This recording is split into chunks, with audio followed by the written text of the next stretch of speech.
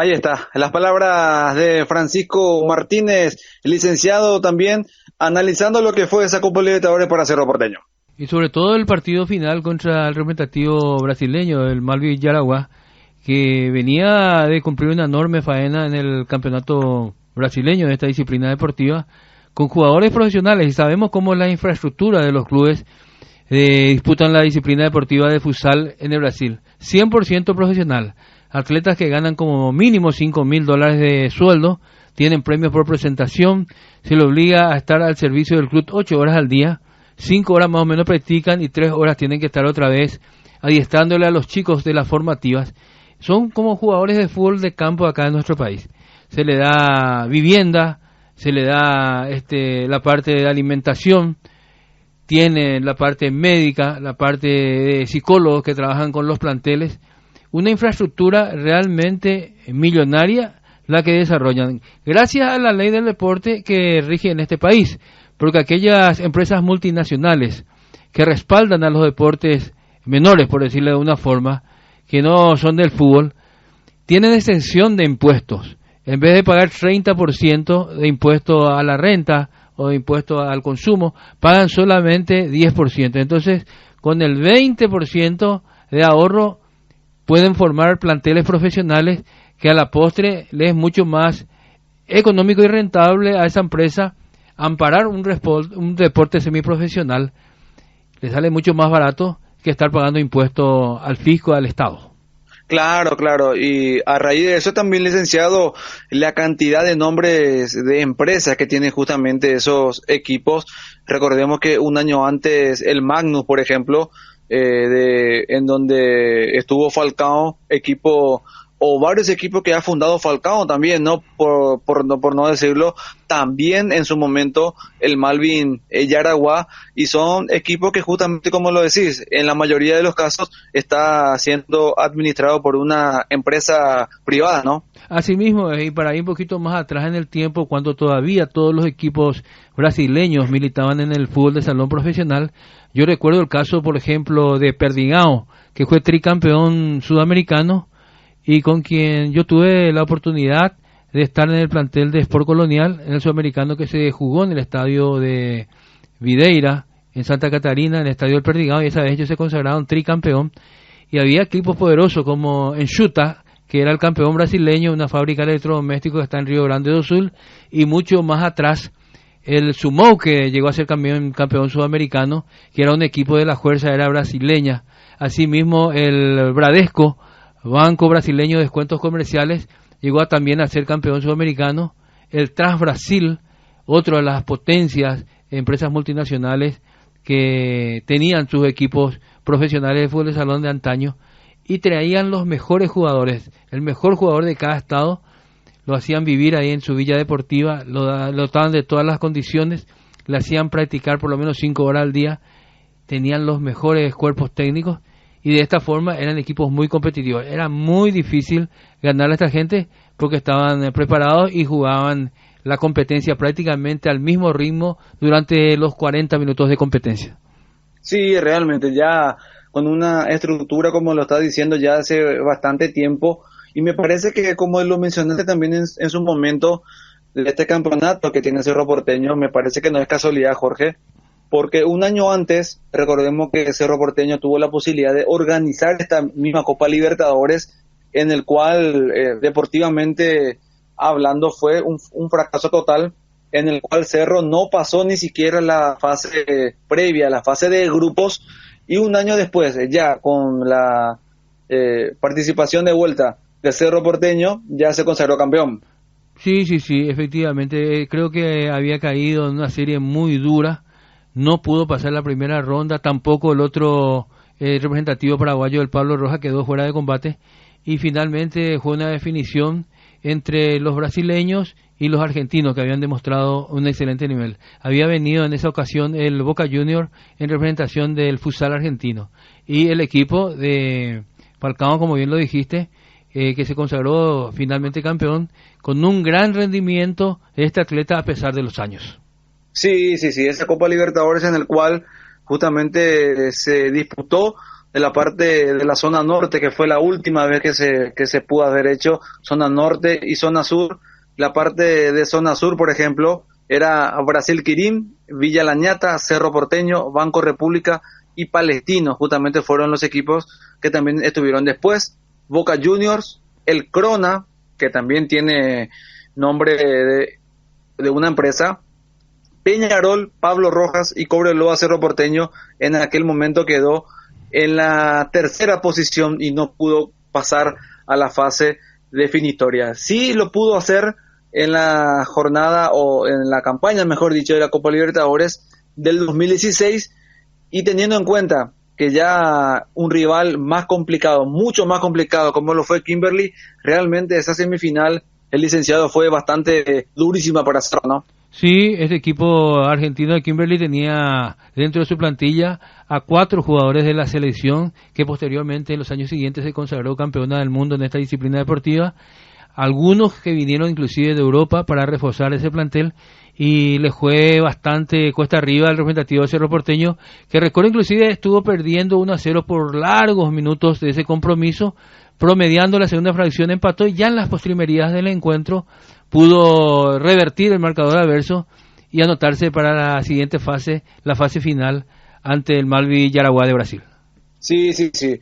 Con goles, a ver, en esa semifinal Cerro Porteño fue el quinteto que paró el técnico José Sánchez, que también lo vamos a estar escuchando de aquí a poco a todo juego. Fue con Gabriel Jiménez, Emanuel Ayala, Gary Ayala, Richard Rejala y Francisco Martínez. Se pegó el lujo, vamos a decirle, licenciado, el españolísimo Sánchez, de dejarlo sin la titularidad, por ejemplo, al Cholo Salas, a Gonzalo Abdala y al propio Darío Herrera. Sí, pues ingresaban posteriormente. Esa era la ventaja que tenía este plantel de Cerro Porteño. Jugadores notables, prácticamente 2 o 3 jugadores por puesto. Cualquiera que entraba ahí rendía de la misma forma. Yo recuerdo Pavón, por decirle, también jugó un gran campeonato. En su momento Marecos. Muchos jugadores presentó Cerro Porteño y que rindieron. Y para mí el mejor jugador del torneo fue Darío Herrera, y también tuvo una fantástica faena el golero Tutu Jiménez, que en el partido contra Kimberly y también en la final contra el conjunto del Malvi Yaraguá de Brasil se lució prácticamente, tapó todo lo que venía. Sí, señor. Y hablando del Tutu Jiménez, licenciado, ¿te parece? Si los escuchamos al arquero, que solamente ha recibido 8 goles, 5 en la fase de grupos y 3 entre la semifinal y la final. Lo escuchamos ahora a Gabriel Tutu Jiménez, arquero en aquel momento campeón con Cerro Porteño en la Copa Libertadores. Estamos en comunicación con Gabriel Tutu Jiménez, el gran arquero que tuvo Cerro Porteño en aquella obtención de la Libertadores 2016 en la Copa Libertadores, diputado en nuestro país. Tutu, bienvenido, muy buenas noches. Buenas noches, papá, un gusto enorme saludarte a vos y a toda tu audiencia. Bueno, contando lo que fue aquella campaña de Copa Libertadores 2016, Cerro venía, vamos a decirlo, de un traspié en el 2015, pero ya al año siguiente con mucha más fuerza, con mucha más experiencia, logrando algo inédito dentro del futsal paraguayo, Tutu. Así mismo, como está diciendo, un año antes, lastimosamente nos tocó tener una participación muy mala, ¿verdad? Pero de repente, como siempre se dice, los errores se tienen que aprender. Yo creo que eso sirvió de maestro para nosotros, para lo que sería la Libertadores del 2016. Claro, en una Copa Libertadores perfecta, porque Cerro Porteño no solamente se consagra campeón, sino que también lo hace de manera invicta, y siendo hasta ahora el único equipo no brasilero siendo campeón, Tutu. Así mismo, yo creo que lo que se logró ese año es un hito histórico demasiado importante no solo para el futsal paraguayo, sino que para el deporte en sí. Al destronar a todos los equipos brasileños prácticamente de ser los únicos ganadores de la Libertadores, que un equipo paraguayo logre consagrarse ese año campeón. No, totalmente, ¿no? Y con toda la experiencia que ya tenía Cerro Porteño de ser que venía a ser campeón de la Liga Premium, anteriormente también campeón de la del 2014, y con refuerzos importantes, sumándole también a que ya venían ustedes haciendo una muy buena campaña, se logró todo eso y haciendo una Copa Libertadores perfecta, ¿no? Perfecta, realmente capaz de ser una palabra, ¿verdad? No sé si es exacta, ¿verdad? Pero al lograr el título creo que todo se redondeó. Así como decir, ya un grupo bastante sólido, ¿verdad? Más la suma de los compañeros que para mí fueron grandes artífices de todo ese torneo, que fueron Gonzalo, Darío Herrera y otros compañeros más que se sumaron ese año. Claro, ¿no? Y eso también fue, imagínate que estamos hablando justamente del traspié que tuvo Cerro en el 2015, que fue finalmente lo que le lanzó a Cerro Porteño a conseguir la Liga Premium del 2015, la Liga Premium del 2016, la Libertadores de ese año también, y también a partir de ahí siendo protagonista en en toda la campaña de la Copa Libertadores también Tutu. Así mismo, yo creo que como te dije recién, ¿verdad? Ya el equipo venía consolidándose despacito, ¿verdad? Porque éramos un grupo que hace rato estábamos trabajando juntos, tanto en Cerro como en la selección paraguaya. Creo que eso nos ayudó bastante a ir consolidándonos como grupo, ¿verdad? Para ir sumando experiencias y nos ayudó bastante. Creo que eso fue la base para poder lograr ese éxito que hasta ahora sigue siendo recordado y creo que seguirá siendo recordado por bastante tiempo. Claro, ¿no? Y también yendo un poco más al año siguiente, en el 2017, para rubricar justamente ese momento en que algún aficionado, alguien podía haber pensado que era casualidad, Cerro Porteño de vuelta en el 2017 llega a una final. Así mismo, ya manteniendo prácticamente la misma base de los campeones del 2016, fuimos nuevamente a Perú para disputar la Libertadores y como vos dijiste, ¿verdad? Demostrando de repente que no fue una mera casualidad, más bien fue el trabajo y el sacrificio de todo ese grupo que logró salir campeón un año antes. Volvimos a llegar a la final, de verdad, lastimosamente fue esquivo el campeonato de ese año, pero mucha gente presente en el estadio vio cómo sucedieron las cosas, ¿verdad? Contra un muy buen equipo de Carlos Barbosa que hay que admitir, pero creo que estaban las posibilidades de salir campeón, lastimosamente se nos escapó. Y de vuelta en el 2018 siendo protagonista, estando entre los 4 mejores y ante 3 equipos brasileros. Nuevamente, creo que ese grupo fue un grupo bastante bendecido, ¿verdad? Y creo que lo sigue siendo porque Cerro prácticamente sigue manteniendo esa base, ¿verdad?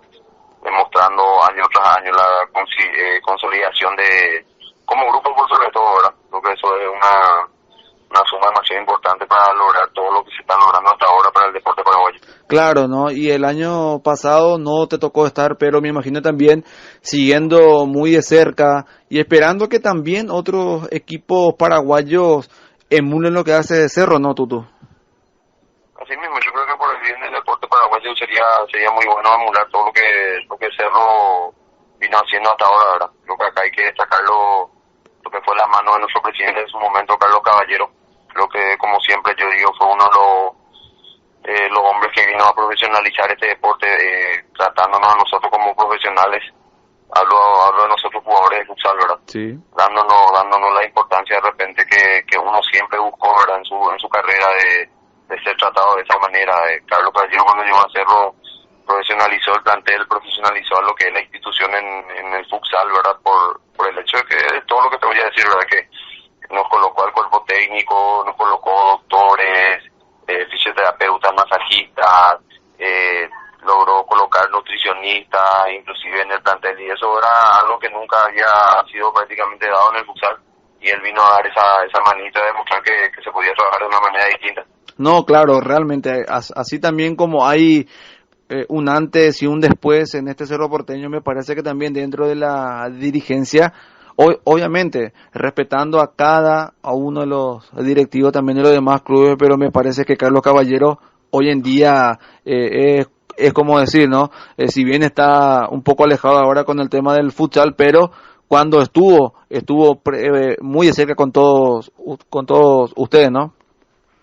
Así mismo, como te dije recién, ¿verdad? Destacar lo que fue Carlos Caballero para nuestra vida profesional dentro de este deporte, ¿verdad? Que tanto amamos.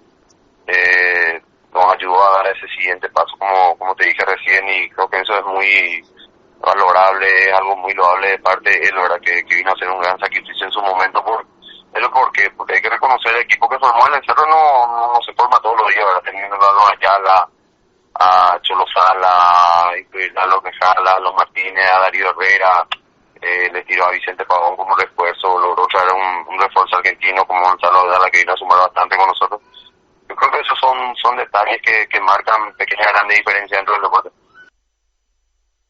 Ahí está, lo que decía licenciado Gabriel Tutu Jiménez, el arquero con la valla menos vencida de aquella Copa Libertadores Futsal 2016. Y este equipo de Cerro Porteño que logró el certamen de Copa Libertadores en ese año tuvo el respaldo pleno también de la comisión directiva principal, encabezado por el doctor Juan José Zapag y por el doctor Darío Arce Gutiérrez, que era vicepresidente y que en años anteriores inclusive estuvo con el comité organizador de la Copa Libertadores, esa en la que Cerro se eliminó en primera ronda, pero siempre ellos estuvieron de cerca apoyando el trabajo magnífico gerencial de este grupo que encabezaba Carlos Caballero, como bien lo dijo Tutu Jiménez, y que había conformado un plantel de notables jugadores encabezados en forma magnífica por el españolísimo José Sánchez en la dirección técnica, con una vasta experiencia en el futsal europeo como atleta y posteriormente ya transmitiendo sus conocimientos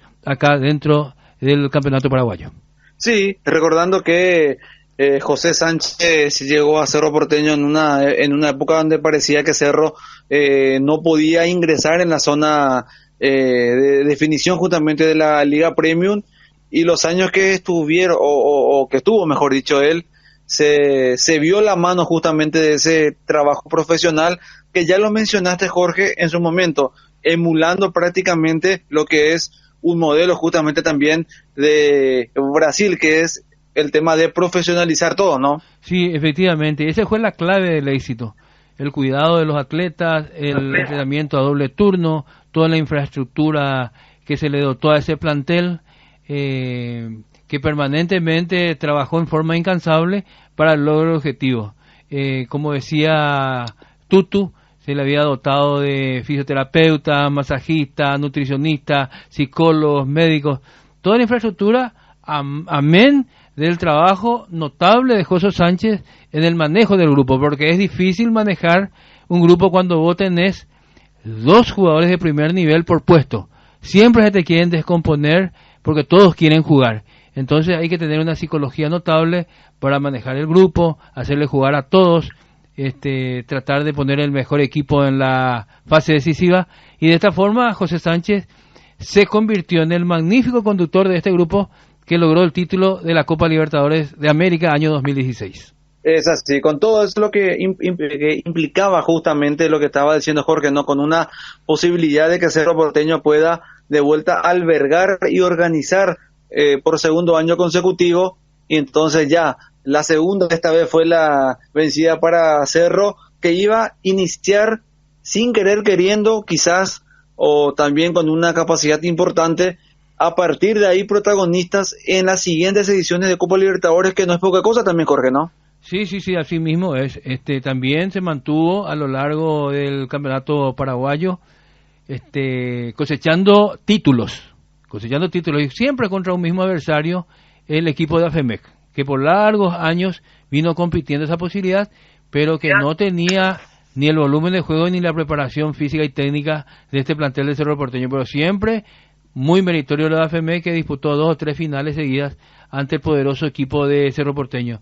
Y fruto de ese enconado trabajo del cuerpo técnico, de jugadores y con el apoyo de la comisión directiva, llegó nuevamente al año siguiente a la final de la Copa Libertadores, que lo perdió ante el poderoso conjunto de Carlos Barbosa, un equipo profesional también de la zona de Río Grande do Sul, y posteriormente ya en el certamen del año siguiente estuvo nuevamente en etapas semifinales entre los 4 mejores de esta competencia. Sí, en el cual no pudo hacer mucho Cerro porque le tocó los 3 equipos brasileros. De vuelta campeón Carlos Barbosa, pero la volvió, o por lo menos Cerro Porteño estuvo de vuelta entre los 4 mejores de aquella competición, y ya también haciendo un poco también el recuento, ya estamos llegando a la parte final, Jorge, en el cual llega esa noche memorable en el cual un 19 de junio del 2016 Cerro Porteño corona todo lo que estaba haciendo demasiado bien. Venía con su rival que también venía de manera invicta. Uno de los dos estaba preparado el cetro de la Copa Libertadores y finalmente quedó para Cerro. En el ambiente ya se sentía, en las gradas, en el acceso al escenario, se sentía que Cerro Porteño podía ser campeón esa noche. Estaba todo preparado el ambiente, el gran respaldo de la barra brava de Cerro, que normalmente va a los partidos de fútbol de campo, se hizo presente para en forma ruidosa acompañar a su equipo, meter presión al rival y también a la parte de gestión de los árbitros. Un polideportivo Luis Ocayani del Club Sudamérica colmado de espectadores y gozando a pleno, disfrutando a pleno de la gran faena que tuvo este equipo de Cerro Porteño, con un gran artífice que fue Darío Herrera y con un arquero, Gabriel Tutu Jiménez, que paró todos los balones que venían de todos lados. Es así, esa final que Cerro Porteño repitió quinteto de aquella semifinal, es decir, con Gabriel Jiménez, Elgari Ayala, Gigi Ayala, Richard Rejala y Francisco Martínez. De vuelta fue el quinteto inicial, Jorge, para aquella final. Y ese era el equipo base, y después siempre entraban Pavón atrás para suplirle a Gary Ayala. También tenía participación el alero lateral, el argentino José Luis Agdala, proveniente del Club Boca Juniors de la Argentina. Juan Cholo Salas, uno de los refuerzos importantes y goleador que tuvo Cerro Porteño, y el pivot Darío Herrera, que fue una de las figuras notables, principalmente en este partido final ante el Malvi Yaragua. Tranquilamente ese segundo equipo que estaba diciendo Jorge puede ser el A, tranquilamente, que se pegó, entre comillas, el lujo José Sánchez de tenerlo en el banco, como ya lo mencionaste, a jugadores extraordinarios como Darío Herrera, Juan Cholo Sala también, ¿no? 3 jugadores de nivel de selección, Agdala de la selección argentina y del Boca Juniors, y Darío Herrera y Cholo Sala, que siempre fueron titulares también de la selección paraguaya, tanto del fútbol de salón como del fútbol futsal FIFA.